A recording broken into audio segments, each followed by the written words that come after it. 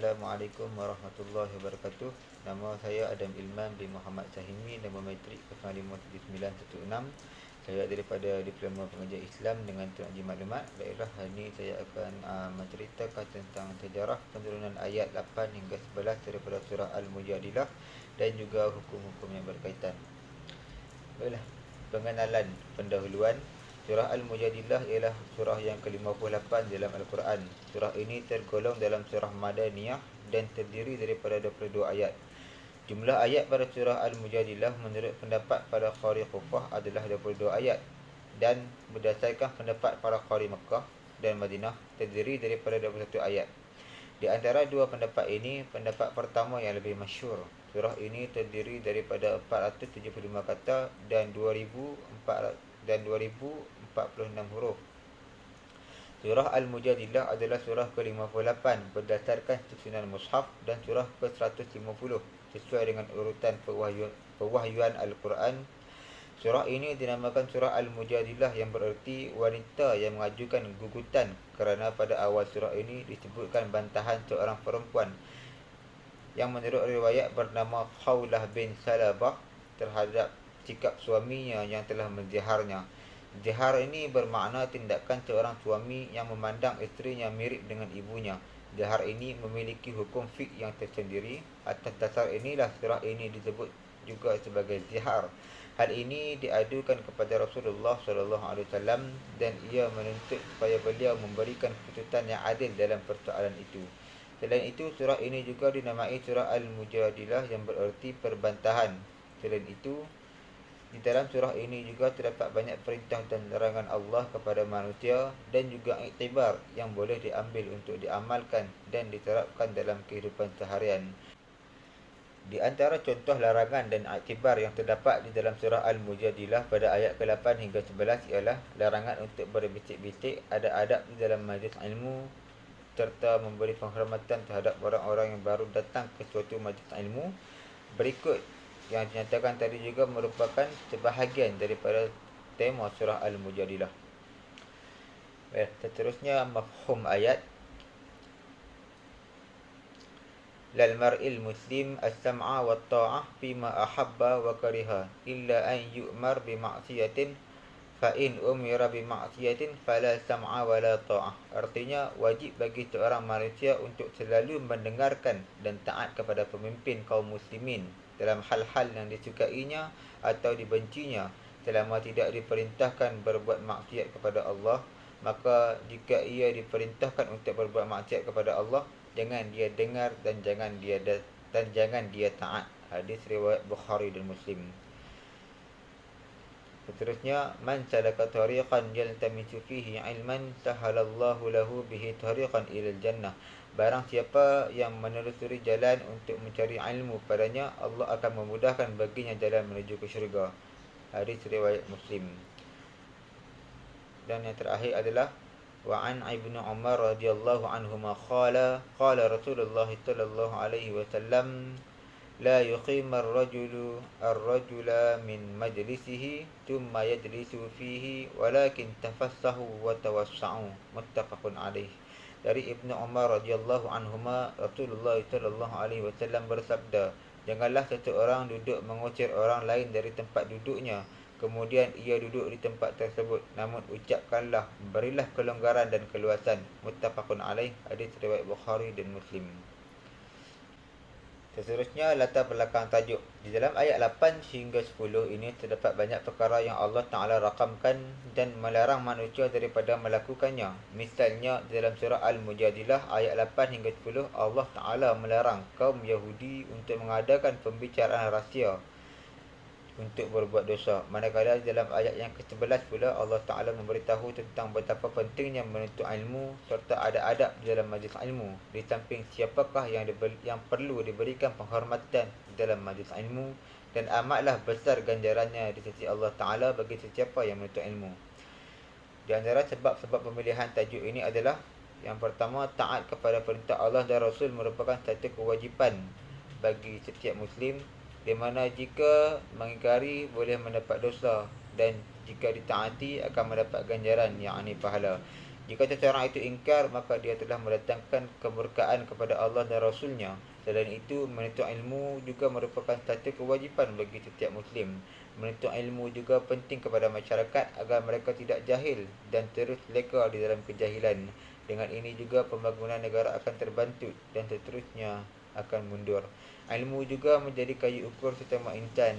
Hal ini kerana semakin tinggi ilmu seseorang, semakin tinggi dia dipandang dan diagungkan selain mendapat tempat yang tinggi di sisi Allah Ta'ala. Seterusnya nas Al-Quran serta terjemahan nas. Yang ini surah yang pertama adalah surah Al-Mujadilah ayat yang ke-8. A'udzu billahi minasyaitonir rajim. ألم تر إلى الذين نهوا عن النجوى ثم يعودون لما نهوا عنه ويتناجون بالإثم والعدوان ومعصية الرسول وإذا جاءوك حيوك بما لم يحيك به الله ويقولون في أنفسهم لولا يعذبنا الله بما نقول Hasbuhum jahannamu yaslaunaha fabi'sal masir.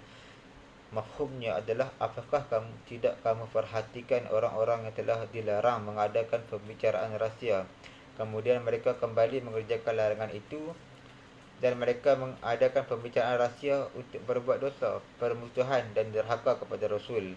Dan apabila mereka datang kepadamu, mereka mengucapkan salam kepadamu dengan memberi salam yang bukan sebagai yang ditentukan oleh Allah untukmu, dan mereka mengatakan kepada diri mereka sendiri, mengapa Allah tidak menyiksa kita disebabkan apa yang kita katakan itu. Cukuplah bagi mereka Jahannam yang mereka akan masuki, dan neraka itu adalah seburuk-buruk tempat kembali. Seterusnya ayat yang ke-9. A'udzubillahi minasyaitonirrajim. Ya ayyuhallazina amanu إذا تناجيتم فلا تتناجوا بالإثم والعدوان ومعصية الرسول وتناجوا بالبر والتقوى واتقوا الله الذي إليه تحشرون. Mafhumnya, hai orang-orang yang beriman, apabila kamu mengadakan pembicaraan rahsia, janganlah kamu membicarakan tentang membuat dosa, permusuhan dan berbuat derhaka kepada Rasul. Dan bicarakanlah tentang membuat kebajikan dan takwa, dan bertakwalah kepada Allah yang kepadanya kamu akan dikembalikan. Baiklah, seterusnya ayat yang ke-10. A'udzubillahi minasyaitonirrajim.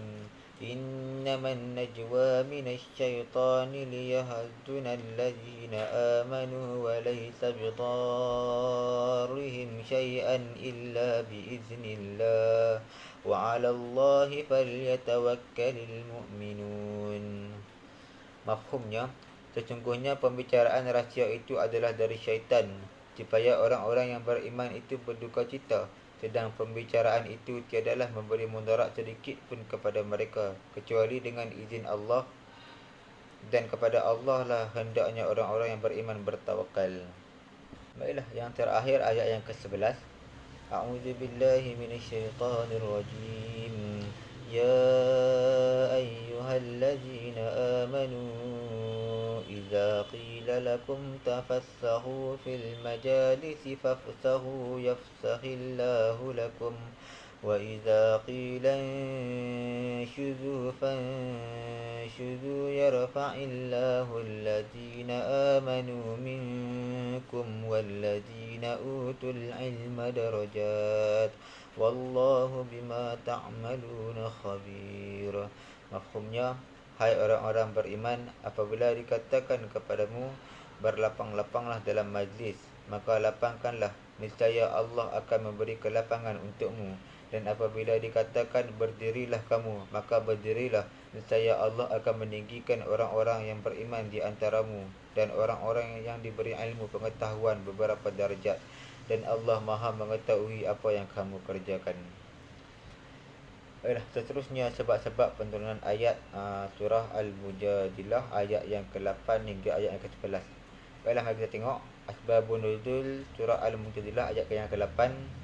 Ibnu Abi Hatim meriwayatkan daripada Muqatil bin Hayyan yang berkata, antara Nabi SAW dan kaum Yahudi terjadi kesepakatan damai. Dalam masa itu, setiap kali ada sahabat Nabi SAW yang lewat, maka orang-orang Yahudi terlihat saling berbisik di antara mereka. Sampaikan ada seorang sahabat tersebut mengira bahawa mereka tengah berancang untuk membunuhnya atau melakukan sesuatu yang buruk terhadapnya. Rasulullah lantas melarang orang-orang Yahudi tersebut untuk berbisik-bisik, tetapi mereka tidak mematuhinya. Allah lalu menurunkan ayat, apakah tidak kamu perhatikan orang-orang yang telah dilarang mengadakan perbincangan rahsia. Di antara sebab-sebab lain adalah diriwayatkan oleh Ahmad Al-Bazzar dan At-Tabrani dengan sanad yang kuat yang bersumber daripada Abdullah bin Amr. Sejalan dengan riwayat ini, ada pula riwayat yang bersumber dari Anas dan Aisyah bahawa kaum Yahudi memberi salam kepada Rasulullah SAW dengan ucapan Salamun alaikum, mudah-mudahan kamu mati. Kemudian mereka mengatakan dalam hati, mengapa Allah tidak menyiksa kita disebabkan apa yang kita katakan itu. Ayat ini surah Al-Mujadilah, iaitu ayat yang ke-8, turun berkenaan dengan peristiwa tersebut dan mengancam mereka dengan siksa neraka Jahannam. Seterusnya, Asbabun Nuzul ayat yang ke-10 diriwayatkan oleh Ibnu Jarir yang bersumber dari Qatadah bahawa kaum munafik suka berbisik-bisik di antara sesama mereka serta menyombongkan diri di hadapan kaum mukminin sehingga menyinggung perkataan kaum mukminin. Ayat ini surah Al-Mujadilah yang ke-10 turun melukiskan bahawa berbisik-bisik seperti itu merupakan perbuatan syaitan. Kemudian asbabun nuzul bagi surah Al-Mujadilah ayat yang ke-11 diriwayatkan oleh Ibnu Jarir yang bersumber dari Qatadah bahawa apabila ada orang yang baru datang ke majlis Rasulullah SAW, namun para sahabat tidak mahu memberikan tempat duduk di dekat Rasulullah SAW, maka turunlah ayat ini, surah Al-Mujadilah ayat ke-11 sebagai perintah untuk memberikan tempat kepada orang yang baru datang.